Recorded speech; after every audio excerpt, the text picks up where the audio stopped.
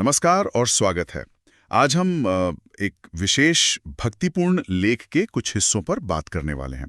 इसका शीर्षक है God the all sufficient one, मतलब परमेश्वर, सिर्फ परमेश्वर ही पर्याप्त है। हाँ बिल्कुल। और ये स्रोत काफी गहरे विषयों को छूता है, जैसे परमेश्वर पर पूरी तरह निर्भर रहना, उनकी मर्जी में खुशी ढूंढना और अपनी मानवीय सीमाओं को मानना। सही। तो आज हम यही कोशिश करेंगे कि इसके जो मुख्य संदेश हैं उन्हें समझें, उनके पीछे का तर्क क्या है और इस नजरिए का मतलब क्या है। इसकी शुरुआती एक बहुत मतलब दमदार पंक्ति से होती है। तेरे आनंद और तेरी सेवा में लगे रहने के सिवा किसी भी वस्तु में मुझे कोई सांत्वना नहीं मिलती। हाँ, ये पंक्ति तो सीधे मुद्दे पर आती है। यहीं से बात शुरू होती है ना। ऐसा लगता है कि किसी भी बाहरी चीज में सच्ची शांति या खुशी मिलने की बात को सिरे से नकार रहा है। बिल्कुल, ये साफ कह रहा है कि असली गहरी संतुष्टि अगर कहीं है तो वो सिर्फ परमेश्वर के साथ एक एक्टिव, खुशी भरे रिश्ते में ही है और कहीं नहीं। ये सिर्फ प्राथमिकता नहीं बल्कि एक तरह की एक्सक्लूसिविटी की बात है। सही कहा, एकदम अनन्यता।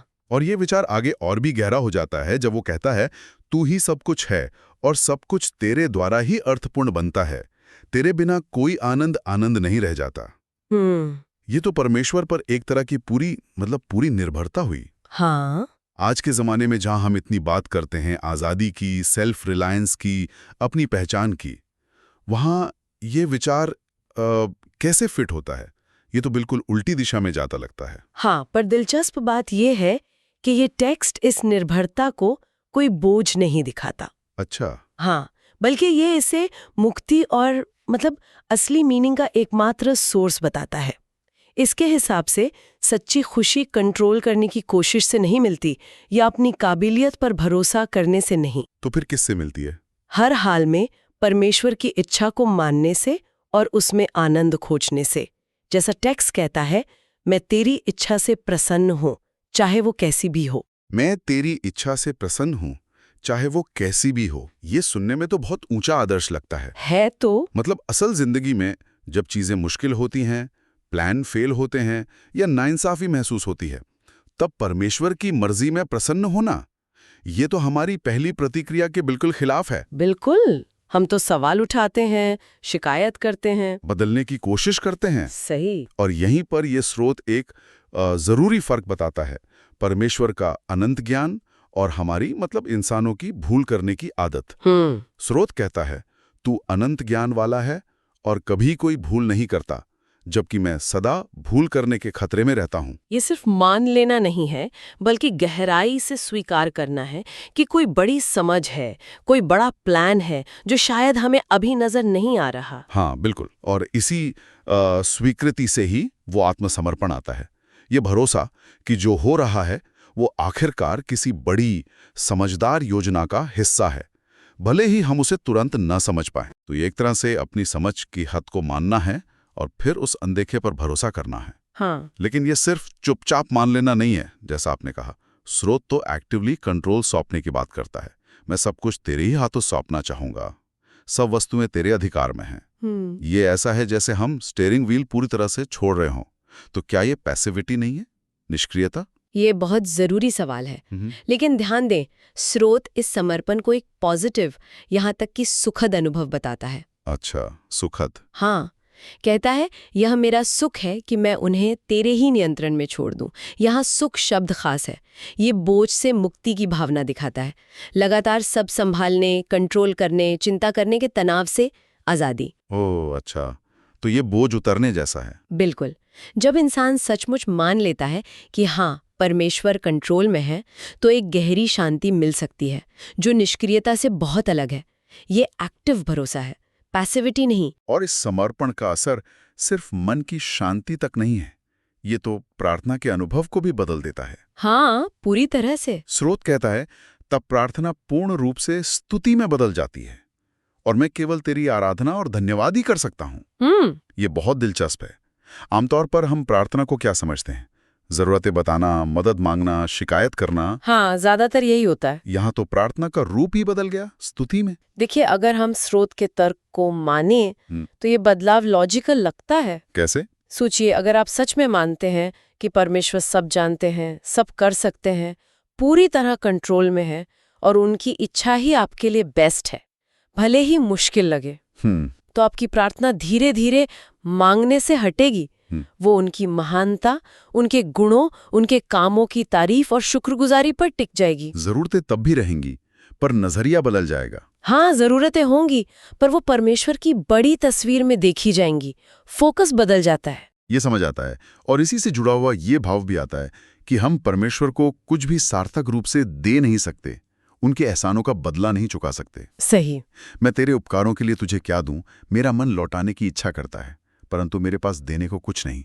ये कितनी गहरी विनम्रता है, अपनी सीमाओं का एहसास। बिल्कुल, ये इस सच्चाई को दिखाता है कि परमेश्वर को हमारी किसी चीज की जरूरत नहीं है, न कोई भौतिक वस्तु, न कोई बाहरी कामयाबी। हमारे पास ऐसा कुछ है ही नहीं जो उनके पास पहले से ना हो, या जो उनके अनुग्रह के बराबर हो सके। इस एहसास के बाद स्रोत कहता है, एकमात्र सार्थक भेंट जो हम दे सकते हैं वो है खुद को पूरी तरह सौंप देना। मैं आनंद पूर्वक अपने प्राण और शरीर तुझे अर्पित कर सकता हूँ। ये परमेश्वर की प्रभुसत्ता की चुनौती स्वीकृति है कि हमारा होना ही उनकी सेवा के लिए है। और ये सीधे इस विचार से जुड़ता है कि सारी महिमा, सारा क्रेडिट सिर्फ परमेश्वर का है। हाँ। स्वर्ग या पृथ्वी पर कोई भी तेरी महिमा में भाग नहीं लेता। ये तो हमारे अहंकार के लिए सीधी चुनौती है। यकीनन। हम तो अपनी सफलताओं का, अपनी काबिलियत का क्रेडिट लेना पसंद करते हैं। ये कहना कि इसमें हमारा कोई हिस्सा नहीं, ये हजम करना मुश्किल हो सकता है। बिल्कुल। ये स्रोत लगातार इंसानी कामयाबियों के दावों पर सवाल उठाता है और परमेश्वर पर हमारी निर्भरता को बार बार दिखाता है। और यही हमें अगले, शायद सबसे चुनौतीपूर्ण मुद्दे पर लाता है। हाँ, परमेश्वर का अनुग्रह और मानवीय दुर्बलता। हाँ, यहाँ आकर बात और भी पेचीदा हो जाती है। स्रोत बहुत साफ कहता है कि विश्वास को शुरू करने वाले और उसे अंत तक निभाने वाले भी परमेश्वर ही हैं। विश्वास का आरंभ करने वाला और पूरा करने वाला तू ही है। उद्धार का सारा कार्य तेरे ही हाथों से पूरा होता है। मतलब ये सिर्फ मदद करने की बात नहीं है। नहीं, ये कह रहा है कि शुरू से आखिर तक ये पूरा प्रोसेस ही उनका काम है। बिल्कुल। और ये सिर्फ विश्वास तक ही नहीं रुकता। स्रोत आगे बढ़कर कहता है कि हमारे अंदर पाया जाने वाला कोई भी अच्छा विचार या अच्छा काम, हाँ, वो अनिवार्य रूप से परमेश्वर की शक्ति और उनके अनुग्रह का ही नतीजा है। मेरे भीतर जो भी अच्छा विचार या कार्य पाया जाता है वो तेरी शक्ति और तेरे अनुग्रह का ही परिणाम है। अनुग्रह, ग्रेस। हाँ, ग्रेस। हाँ, ग्रेस। इसे हम परमेश्वर की वो बिना वजह की कृपा या दिव्य मदद समझ सकते हैं, जो हमें वो करने लायक बनाती है जो हम खुद से नहीं कर सकते, या वो सोचने पर मजबूर करती है जो शायद हम सोचते भी नहीं। लेकिन अगर हर अच्छा विचार और काम परमेश्वर के अनुग्रह से ही आता है, तो फिर इसमें हमारी अपनी भूमिका क्या है गई? हमारी इच्छा शक्ति, हमारी कोशिशें, हमारे नैतिक चुनाव, क्या उनका कोई स्वतंत्र मूल्य नहीं है? ये तो ह्यूमन एजेंसी, मतलब हमारी आज़ादी से काम करने की क्षमता पर ही एक बड़ा सवाल खड़ा कर देता है। ये वाकई एक गहरा और सदियों पुराना थियोलॉजिकल सवाल है, और ये स्रोत इस पर एक बहुत ही साफ और कड़ा रुख अपनाता है। क्या रुख है? ये इंसानी ताकत और अच्छाई के किसी भी दावे और परमेश्वर के लगातार हस्तक्षेप के बिना इंसान की जो स्वाभाविक कमजोरी है, उसके बीच एक तेज कॉन्ट्रास्ट दिखाता है। जरा इस लाइन को देखिए, ये काफी चौंकाने वाली है। कौन सी? हे परमेश्वर, ये अचंभे की बात है कि मनुष्य अपनी शक्ति और भलाई के विषय में इतना बोलता है, जबकि यदि तू हर क्षण हमें न रोकता तो हम सब जीवित शैतान बन जाते। जीवित शैतान, ये तो बहुत ही कठोर मूल्यांकन है इंसान के स्वभाव का। है तो? ये निराशावादी नहीं लगता क्या? ये बढ़ा चढ़ाकर कहा गया है। आज के समय में जहां हम इंसानी क्षमता और अच्छाई में यकीन रखने पर जोर देते हैं, ये विचार तो बिल्कुल उल्टा है। ये यकीनन एक शक्तिशाली, उकसाने वाला और आज के कानों को कठोर लगने वाला बयान है। हाँ। स्रोत के लेखक के नजरिए से देखें तो इसका मकसद शायद इंसानी आत्म धोखे को तोड़ना है और परमेश्वर के निरंतर सक्रिय अनुग्रह पर हमारी पूरी निर्भरता को दिखाना है। मतलब ये कहने की कोशिश है कि हमारी तथाकथित अच्छाई कितनी नाजुक है। हाँ, और बिना दिव्य सहारे के हम कितनी आसानी से भटक सकते हैं। और लेखक ये भी साफ करता है कि ये कोई थ्योरी नहीं है, बल्कि व्यक्तिगत कठिन अनुभव से सीखा गया सबक है। अच्छा। हाँ, वो कहता है, यह बात कठिन अनुभव के द्वारा तूने मुझे मेरे विषय में सिखाई है। तो ये सिर्फ एक फिलॉसफिकल तर्क नहीं, बल्कि एक पर्सनल गवाही है। हाँ। जो इसे और भी वजनदार बनाती है, भले ये सुनने में असहज लगे। हाँ, ये उन विचारों से बहुत अलग है जो इंसान की ऑटोनॉमी, उसकी तर्क शक्ति और उसकी स्वाभाविक अच्छाई पर जोर देते हैं। तो ये स्रोत सीधे तौर पर उस नजरिए को चैलेंज करता है। बिल्कुल। ये एक ऐसा फ्रेमवर्क देता है जहां इंसान की नैतिक और आध्यात्मिक भलाई पूरी तरह से परमेश्वर के अनुग्रह पर निर्भर है और इंसानी कमजोरी एक लगातार बनी रहने वाली हकीकत है जिसे सिर्फ डिवाइन इंटरवेंशन से ही कंट्रोल और सुधारा जा सकता है। ये ह्यूमन एजेंसी बनाम डिवाइन ग्रेस की बहस पर एक बहुत ही खास और जैसा आपने कहा कड़ा रुख है जो पढ़ने वाले को सोचने पर मजबूर करता है कि वो इंसान के स्वभाव और ईश्वर की भूमिका को कैसे देखते हैं। तो अगर हम इन सभी विचारों को एक साथ रखें, इस स्रोत से निकलने वाले मुख्य संदेशों को समेटें, तो क्या तस्वीर बनती है? ऐसा लगता है कि ये परमेश्वर पर एक पूर्ण, बिना शर्त और यहाँ तक कि आनंदमय निर्भरता का आह्वान कर रहा है। बिल्कुल सही कहा। इसके दिल में यही है, पहला, परमेश्वर की सर्वपर्याप्तता को मानना कि सिर्फ वही सच्चे मतलब और संतोष का स्रोत हैं। ठीक है। दूसरा, उनकी इच्छा के प्रति समर्पण में खुशी खोजना, चाहे वो हमारी समझ या पसंद के मुताबिक ना भी हो, उनके ज्ञान पर भरोसा रखते हुए। तीसरा, उनके अनुग्रह को हर अच्छाई, हर पॉजिटिव सोच और काम का एकमात्र स्रोत मानना। और चौथा, इसके साथ ही अपनी सीमाओं, अपनी कमजोरियों और पाप की ओर अपने झुकाव को विनम्रता से स्वीकार करना। ये एक ऐसा वर्ल्ड व्यू है जो निश्चित रूप से आज की जो इंडिविजुअलिस्टिक सेल्फ सफिशिएंट संस्कृति है उससे बहुत अलग है। हाँ, बहुत अलग। जहां पर्सनल अचीवमेंट, सेल्फ इंप्रूवमेंट और कंट्रोल बनाए रखने पर इतना जोर है। ये स्रोत तो मानो कह रहा है कि असली ताकत कंट्रोल छोड़ने में है, अपनी कमी को मानने में है। हाँ, ये उस प्रचलित संस्कृति पर गहरा सवाल उठाता है। ये एक दूसरा रास्ता दिखाता है, परमेश्वर में पूरे विश्वास और समर्पण का रास्ता। इस नजरिए के हिसाब से सच्ची शांति और मकसद खुद की कशिश से नहीं मिलता। नहीं, बल्कि परमेश्वर की संप्रभुता को मानने और उनके अनुग्रह पर निर्भर रहने से मिलता है। ये एक ऐसा जीवन जीने का न्योता है जहां इंसान लगातार अपनी काबिलियत साबित करने की कोशिश करने के बजाय परमेश्वर को अपने जीवन में काम करने देता है। तो संक्षेप में ये स्रोत हमें चुनौती देता है कि हम परमेश्वर को ही अपना सब कुछ मानें। हाँ।